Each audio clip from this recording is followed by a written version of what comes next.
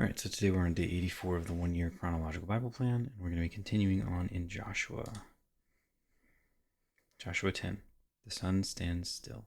Now Adoni Zedek, king of Jerusalem, heard that Joshua had taken Ai and totally destroyed it, doing to Ai and its king as he had done to Jericho and its king, and that the people of Gibeon had made a treaty of peace with Israel and had become their allies. He and his people were very much alarmed at this, because Gibeon was an important city, like one of the royal cities. It was larger than Ai, and all its men were good fighters. So Adoni-Zedek, king of Jerusalem, appealed to Hoham, king of Hebron, Piram, king of Jarmuth, Japhia, king of Lachish, and Debir, king of Eglon. Come up and help me attack Gibeon, he said, because it has made peace with Joshua and the Israelites. Then the 5 kings of the Amorites, the kings of Jerusalem, Hebron, Jarmuth, Lachish, and Eglon, joined forces. They moved up with all their troops and took up positions against Gibeon and attacked it. The Gibeonites then sent word to Joshua in the camp at Gilgal, "Do not abandon your servants. Come up to us quickly and save us. Help us, because all the Amorite kings from the hill country have joined forces against us." So Joshua marched up from Gilgal with his entire army, including all the best fighting men. The Lord said to Joshua, "Do not be afraid of them. I have given them into your hand. Not one of them will be able to withstand you." After an all-night march from Gilgal, Joshua took them by surprise. The Lord threw them into confusion before Israel. So Joshua and the Israelites defeated them completely at Gibeon. Israel pursued them along the road going up to Beth Horon, and cut them down all the way to Azekah and Makkedah. As they fled before Israel on the road down from Beth Horon to Azekah, the Lord hurled large hailstones down on them, and more of them died from the hail than were killed by the sword of the Israelites. On the day the Lord gave the Amorites over to Israel, Joshua said to the Lord in the presence of Israel, "Sun, stand still over Gibeon, and you, moon, over the valley of Ajalon." So the sun stood still and the moon stopped, till the nation avenged itself on its enemies. As it is written in the book of Jashar, the sun stopped in the middle of the sky and delayed going down about a full day. There has never been a day like it before or since, a day when the Lord listened to a human being. Surely the Lord was fighting for Israel. Then Joshua returned with all Israel to the camp at Gilgal. 5 Amorite kings killed. Now the 5 kings had fled and hidden in the cave at Makkedah. When Joshua was told that the 5 kings had been found hiding in the cave at Makkedah, he said, "Roll large rocks up to the mouth of the cave and post some men there to guard it, but don't stop. Pursue your enemies, attack them from the rear, and don't let them reach their cities, for the Lord your God has given them into your hand." So Joshua and the Israelites defeated them completely, but a few survivors managed to reach their fortified cities. The whole army then returned safely to Joshua in the camp at Makkedah, and no one uttered a word against the Israelites. Joshua said, "Open the mouth of the cave and bring those 5 kings out to me." So they brought the 5 kings out of the cave, the kings of Jerusalem, Hebron, Jarmuth, Lachish, and Eglon. When they had brought these kings to Joshua, he summoned all the men of Israel and said to the army commanders who had come with him, "Come here and put your feet on the necks of these kings." So they came forward and placed their feet on their necks. Joshua said to them, "Do not be afraid, do not be discouraged. Be strong and courageous. This is what the Lord will do to all the enemies you are going to fight." Then Joshua put the kings to death and exposed their bodies on 5 poles, and they were left hanging on the poles until evening.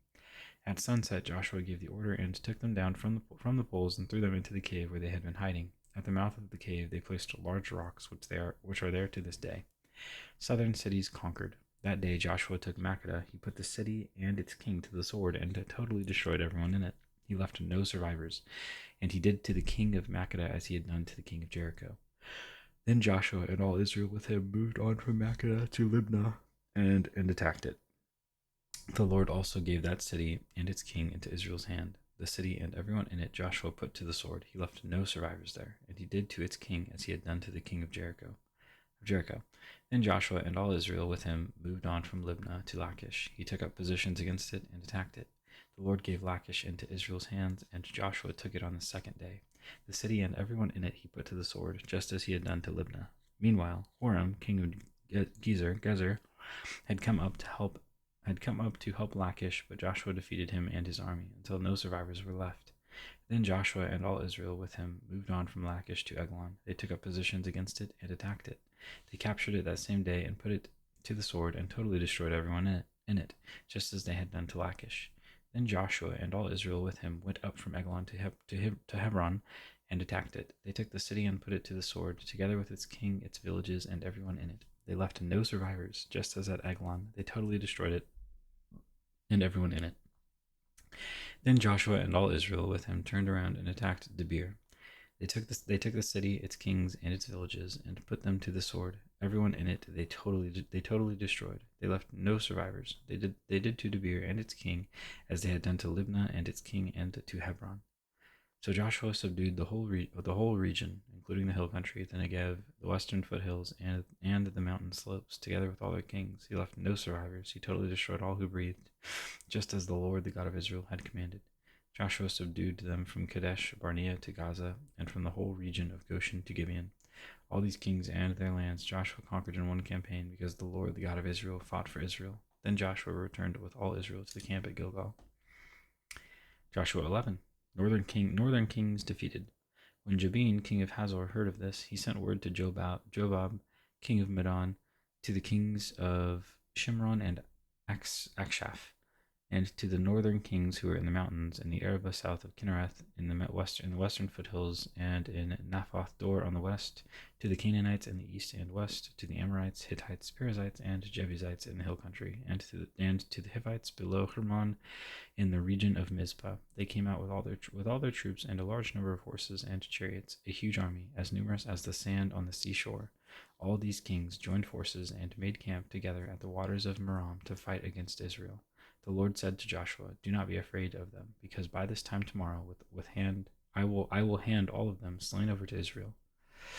You are to hamstring their horses and burn their chariots." So Joshua and his whole army came against them suddenly at the waters of Merom and attacked them, and the Lord gave them into the hand of Israel. They defeated them and pursued them all the way to Greater Sidon, to Misrephoth Maim, and to the valley of Mizpah on the east, until no survivors were left. Joshua did to them as the Lord had directed. He hamstrung their horses and burned their chariots. At that time Joshua turned back and captured Hazor and put its king to the sword. Hazor had been the head of all these kingdoms. Everyone in it they put to the sword. They totally destroyed them, not sparing anyone that breathed, and he burned Hazor itself. Joshua took all these royal cities and their kings and put them to the sword. He totally destroyed them, as Moses the servant of the Lord had commanded. Yet Israel did not burn any of the cities built on their mounds, except Hazor, which Joshua burned. The Israelites carried off for themselves all the plunder and livestock of these cities, but all the people they put to the sword until they completely destroyed them, not sparing anyone that breathed. As the Lord commanded his servant Moses, so Moses commanded Joshua, and Joshua did it. He left nothing undone of all that the Lord commanded Moses. So Joshua took this entire land, the hill country, all the Negev, the whole region of Goshen, the western foothills, the Arabah, and the mountains of Israel with their foothills, from Mount Halak, which rises towards Seir, to Baal-Gad, in the valley of Lebanon below Mount Hermon. He captured all their kings and put them to death. Joshua waged war against all these kings for a long time. Except for the Hivites living in Gibeon, not one city made a treaty of peace with the Israelites, who took them all in battle.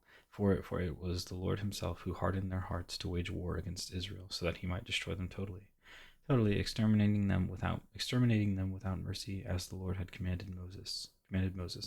At that time Joshua went and destroyed the Anakites from the hill country, from Hebron, Debir, and Anab, from all the hill country of Judah, and from all the hill country of Israel. Joshua totally destroyed them and their towns. No Anakites were left in Israelite territory. Only in Gaza, Gath, and Ashdod did any survive. So Joshua took the entire land, just as the Lord had directed Moses, and he gave it as an inheritance to Israel according to their tribal divisions. Then the land had rest from war. Joshua 12. These are the kings of the land whom the Israelites had defeated and whose territory they took over east of the Jordan, from the Arnon Gorge to Mount Hermon, including all the eastern side of the Arabah. Sihon, king of the Amorites, who reigned in Heshbon, he ruled from Aroer on the rim of the Arnon Gorge, from the middle of the gorge to the Jabbok River, which is the border of the Ammonites. This included half of Gilead. He also ruled over the eastern Arabah from the Sea of Galilee to the Sea of the Arabah, that is, the Dead Sea, to Beth Jeshimoth, and then southward below the slopes of Pisgah, and the territory of Og, king of Bashan, one of the last of the Rephates, who reigned in Ashtaroth and Edrei.